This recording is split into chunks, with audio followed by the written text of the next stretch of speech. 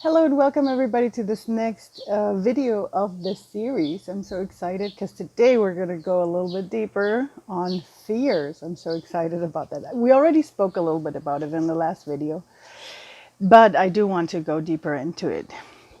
Why I chose fear is because, and again, sorry for reading this, but I don't want to get it wrong. One of the big questions that I asked in the questionnaire was, what is keeping you from living your purpose? And one of the, how do you say, like most often, one of the answers that was said most often of all was actually fear keeping people from living their purpose. It was different kinds of fears, but I'm just going to read a couple. So it was doubt, fear of judgment, fear of rejection. Okay, some people said it's always looking for something new, something else. But somehow, trying to find something different, clearing old programming and tools, time. For some people, it was time. That was also interesting. Time management, obligations, and again, fear, not believing in my own light, not being totally convinced of my purpose, not knowing what I love, what freaks me out, what makes me cry. And that last one actually said so much because I hope you understand why I chose as a big chunk of our purpose journey to actually go and find ourselves, because it always comes back to not trusting in yourself, not being confident with your own choices, with whatever we choose to do, with what we decide to become, to be, for whatever we want to do, right? For the purpose. And that's why that is one of the biggest parts of our purpose journey, is to actually, get to know ourselves, get to know our fears, get to know what is keeping us away from, actually creating what we want to create. Yeah. But and the thing is that if you start looking into all those things, like, for example, when someone answered obligations, we all have obligations, and usually there's always a way to keep our obligations and still do our own thing, or to actually realize, are those real obligations, or is it something that I was just telling myself that I needed to do, that I thought was expected of me? And so behind that, again, if you dig deep on all those programmings that we have, you'll most certainly, I would say to 95%, you're always going to end up if you go deeper on all those thought patterns, you're always going to find a fear of something, like the first person, fear of judgment, fear of rejection. Because why do you see those as obligations? Because you feel like it's something you have to do. But would you do them if no one told you that you have to do them? Would you do them just out of fun? You know what I mean? But we're going to go deeper on that one. But for now, I want you to ask yourself that question. What are you afraid of? Because that's how you put light to it. For me, how would I put this? For me, fear, and I'm going to talk about fears, but I'm putting at the same level thought patterns that we have, right? Because it's let's call it a paradigm that at some point we decided to have in our system. I'm not saying like the whole story behind it, doesn't matter where you got it from, what happened to you. Right now, it's just about, you just have it, right? So the thing is to look into it now so that you can change it for the future, so that in the future you can live your purpose, right? So the thing is about those things is that I've realized for myself, we see them, they show up, and they're a little bit like kids, little kids wanting attention. How does it work with them? They show up and they go, "Whoa, I want attention." And if you don't give them attention, what happens? They get louder, and they get that loud until you finally give them attention. And even if it's just screaming back at them, right? So I feel that fears are similar. They're always going to be coming back until you give attention to them. So it's really about giving them some space to see what's happening. Why is that fear there? And I'm going to give you a couple of examples, because sometimes those fears are very, very subtle, very silent, even though they're actually screaming because they want to be shown, right? They want to tell us, hey, you need to look at me. You're not allowed to go that way because, oh, no, no, don't go that way. And it shows because we react in anger, we react stressed, we react sad to certain things. And if we take those emotions and start digging into what's behind them, usually, like I said, you're going to find a paradigm that is backed up by a fear.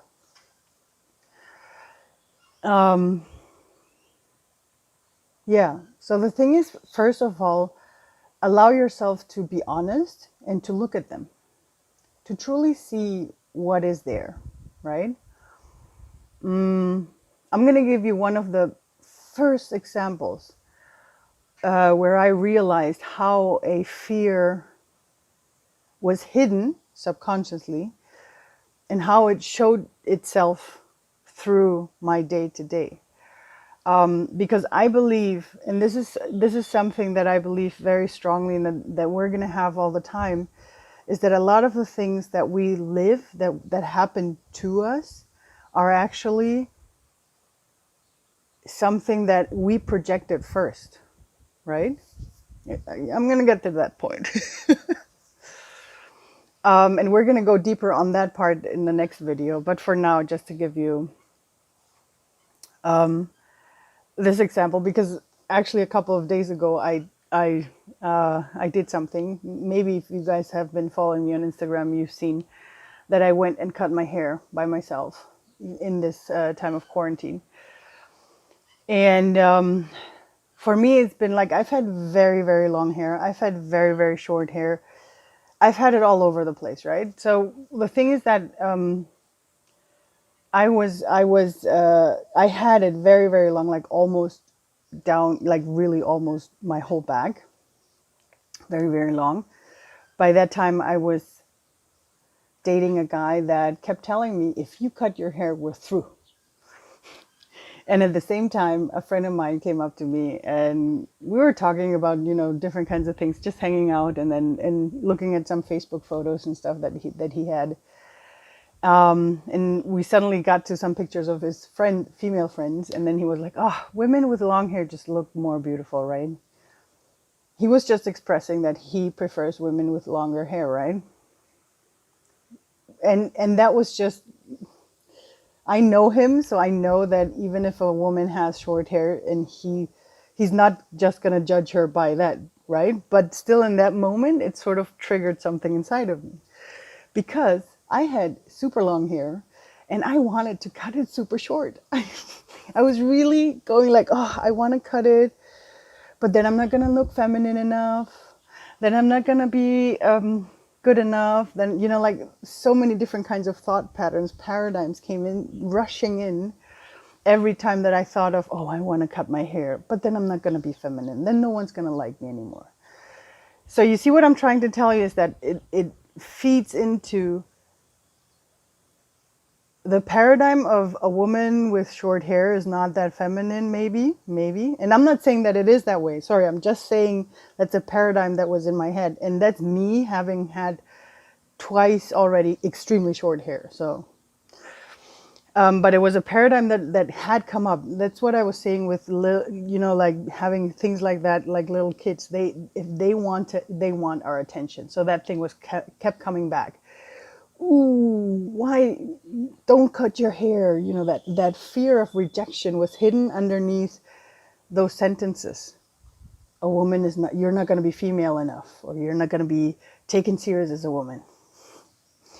And it was so interesting because on one hand, it was about me deciding. Remember, we talked about deciding that I want to do this for me. I'm not doing it for anybody else. I want to do this for me. This is a decision I take for myself. And when I'm ready, I'm going to cut my hair. And so the moment I took that decision, I went to my hairstylist, and said, please cut it off. And I mean, we cut it off from really like almost my whole back to I think it was this short, like, because I didn't even want it to touch my shoulders. And the feedback was incredible. It was so amazing because I had like almost everybody on the street, my friends, everybody was like, you did something different. Your hair is so, some that didn't notice it was my hair was like, you're so radiant, something's different. And some other people said, oh my God, like my friends, you cut your hair. It's so amazing. It looks so beautiful. It's really good. It really looks good. You look radiant. It's amazing. All through the ranks, positive feedbacks. And except one person, and that was so amazing. He was my neighbor, a good friend of mine. We're still friends. And just to give you a heads up, I didn't break up our friendship because of that. But he came up and said, "Oh, I mean, it's okay, but I liked it longer better." But the wonderful thing about that moment was that it didn't trigger me. And I realized that was overcome.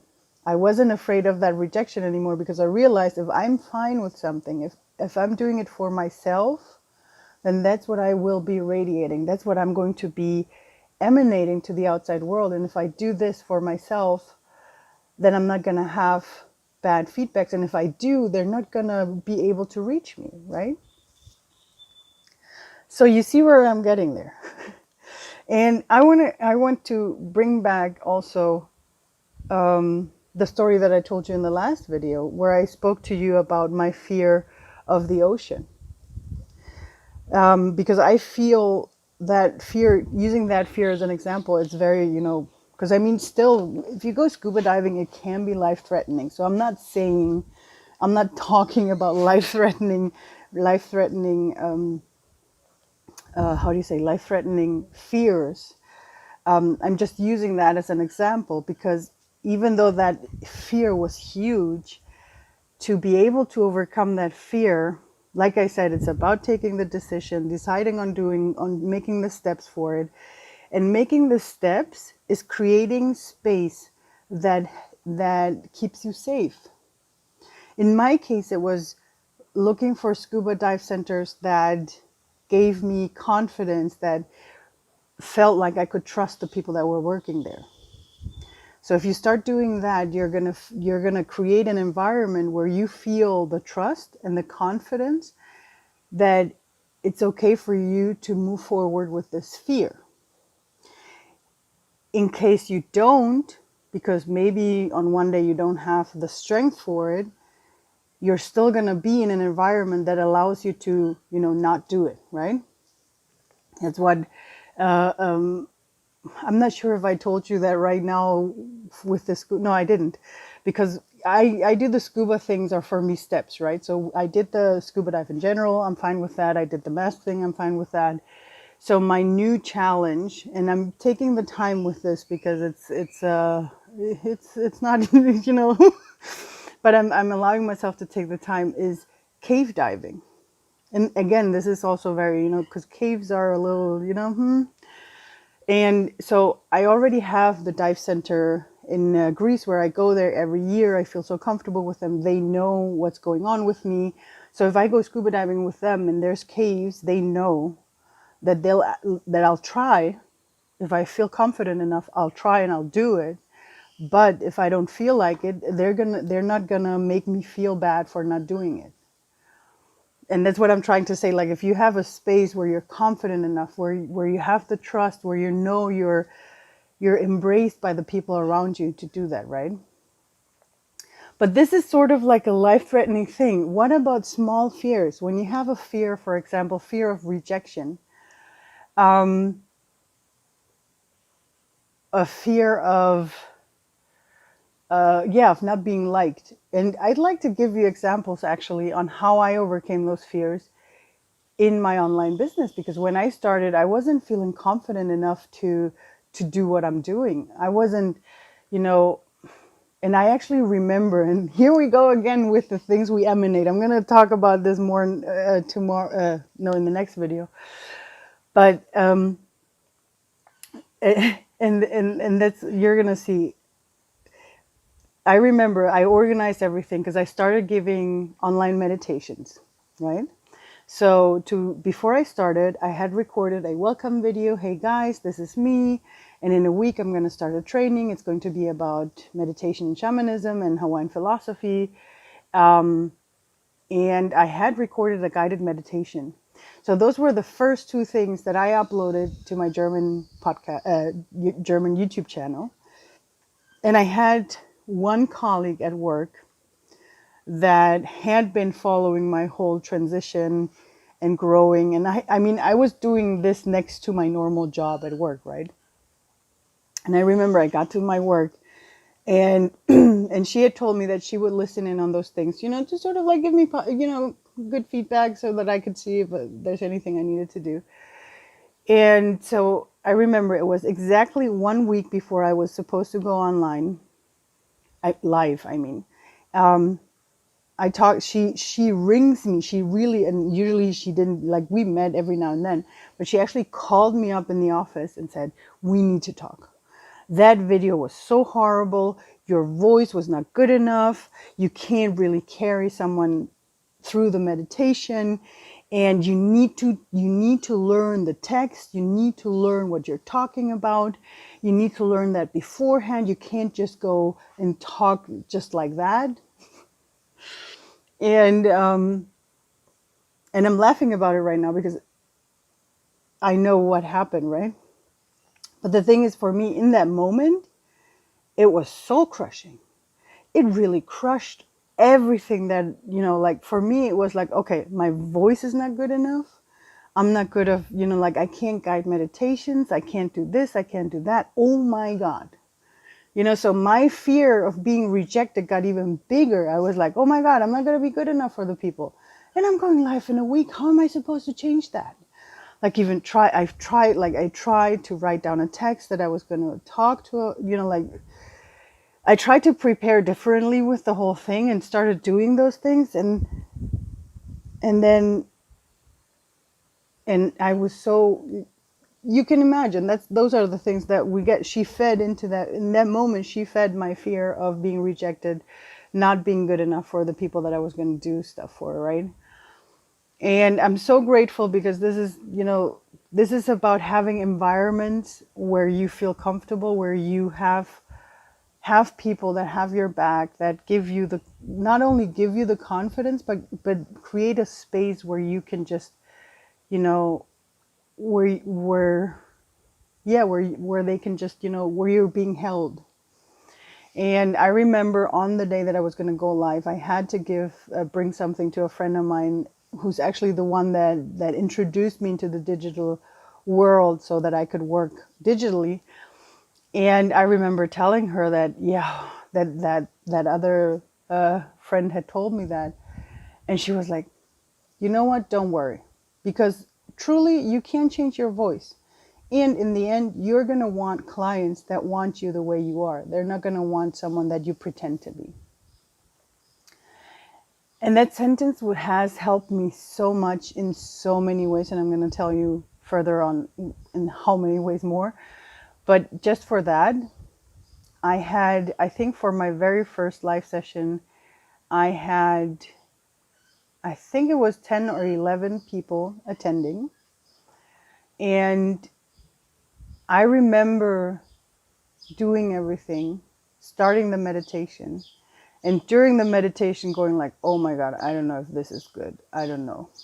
I mean, I'm going to keep on doing it because this is what I'm meant to do. I know I'm meant to do this, but I'm not sure if they're going to like it. So I was already doubting myself while I was doing it. And then at the end, I remember being done with that meditation and taking a moment of silence, and that was just me waiting to see how they felt.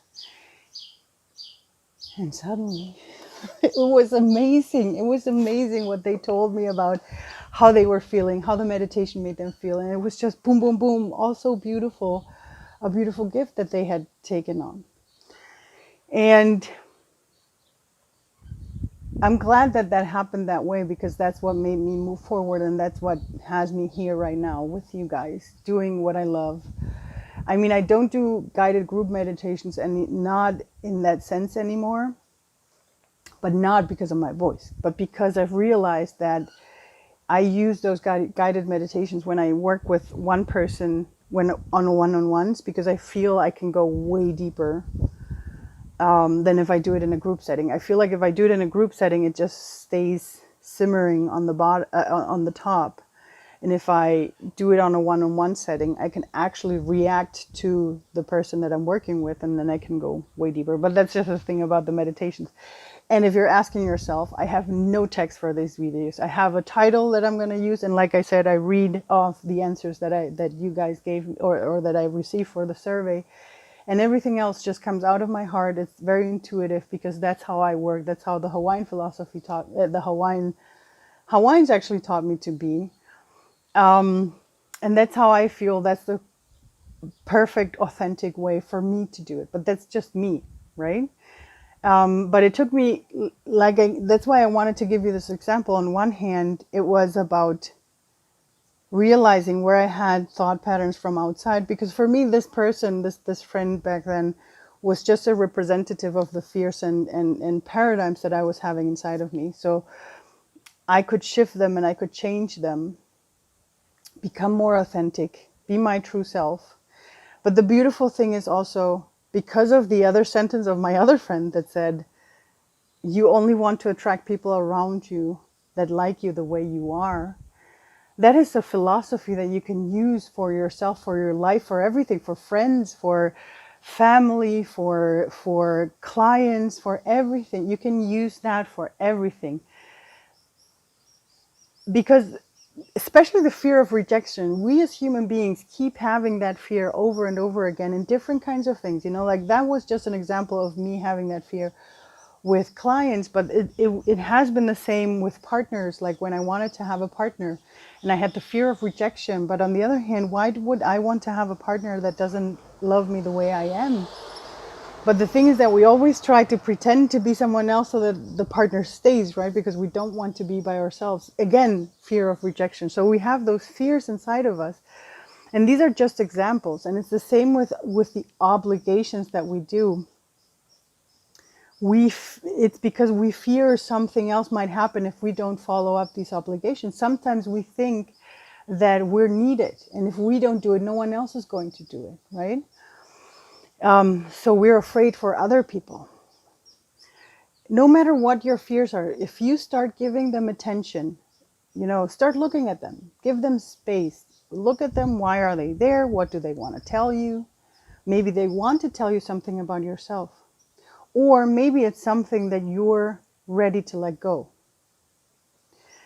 And again, combining it with making the decision to make a change, to make a shift, you're going to be able to create something new, something better once you overcome those fears. For me, I have become a fear expert because I think ever since, when did I do the scuba diving? I started in 2012, so 8 years ago was the first official fear that I started to work on. And at the same year, I started working on my fear of being myself.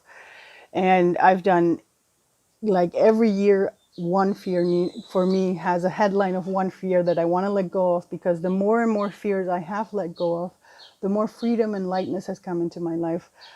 The more amazing I feel, the more lighter. You know, it's like there's weights lifted off of you when you start pushing on. And the amazing thing is, once you start doing just one fear, and this is why, oh yeah, I want to show you this one is for the fear of the ocean. That's why I have a wave, and I tattooed this one to remind myself every day I can overcome fears, and you can too. Each one of us can. And like I said in the beginning, it's not just about, you know, life-threatening fears like going scuba diving or heights, fear of heights. I'm talking about real personal, emotional fears.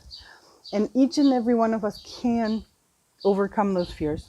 So make the decision that you want to overcome one so that you can focus on that one a little bit more. I'm not saying you're going to do it in just one day or 1 week. Give yourself time. Don't pressure yourself. That's also another fear. I'm not transforming my things as fast enough. Doesn't matter. If you do it in your time, you're going to be fine. And I'm going to give you one sentence from the Hawaiians that has kept me in line for that. So do the things in your own time. Allow yourself to create spaces where you have the strength to do it. Like whenever I had to do it with whatever people I had, I looked for that I had someone that was holding my back. And you can always find people like that. And because it's either a friend or sometimes it's even a stranger on the street. You're going to be surprised if you put that in your mind and face it head on. Imagine the worlds that are opening up to you once you overcome those fears.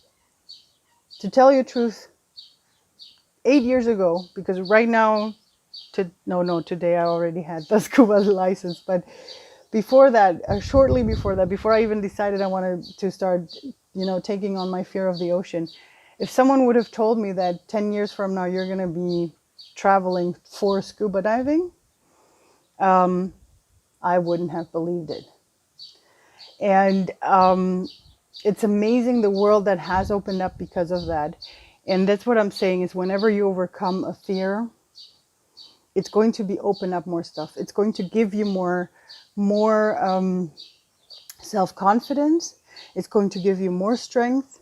You're going to feel lighter. It's like your whole life is going to start to become lighter and lighter. And that's a beautiful thing, because you have less fear and paradigms, because it comes, like I said, it comes with the paradigms as well. The more you transform those things, the more clear you're going to be able to see purpose in your life, to see your life's purpose, to see what you're meant here, what you're meant to do. So maybe for the beginning now, make it your purpose to overcome some fears. So if you want to have a little practice, write down what you want to, write down your fears, where you think you are afraid of. And just give it space. Because the thing is, sometimes, that's one last thing, sometimes when you start giving your fears some space, and I'm saying space to look at, not to overwhelm you, space to look at, to, just, look at it a little bit. Take it into your hand, look at it, put it on the side, come back an hour later or maybe a day later and look at it again. And go like, And you're going to see that sometimes it will transform into maybe anger, maybe sadness, and then it's going to come back as a fear, and then it's going to change again until you get to the bottom. And sometimes it's just layers that you go through, right? But that's the thing, take your time. Okay, and I don't want to make this video too long, so I'm going to keep the rest, including, I think, my Oktoberfest story for next time. But for now, the last sentence, one beautiful sentence, and it's not just from the Hawaiian philosophy. I think I've read it other places too. You are the right person at the right time, in the right place. Just to repeat it, you are the right person at the right place at the right time. You can just scramble those three things around, but you're always right and you're always on the right spot. So never pressure yourself to be too fast, that you're too slow. You're just beautiful and amazing the way you are. And if you're listening to these videos, it's because you're already on your path to create something for your purpose. And I'm grateful that I'm allowed to do this with you. And I'm looking forward to the next video to talk to you. Enjoy your time.